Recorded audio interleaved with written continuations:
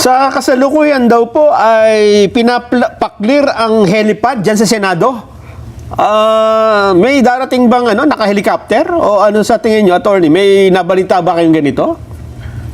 Bilang abogado po, kasi ayoko mag-confirm ng hindi ko mismong nakikita. Opo. What I can report is the hearsay. No? Yung mga reports na Kumakalat. sinasabi, usap-usapan dito, Aha. mismo pong anak ni Senator Bato ang nakakita kanina ng presence of a helicopter na nagland, pero hindi po sa premises ng Senado kundi sa gilid.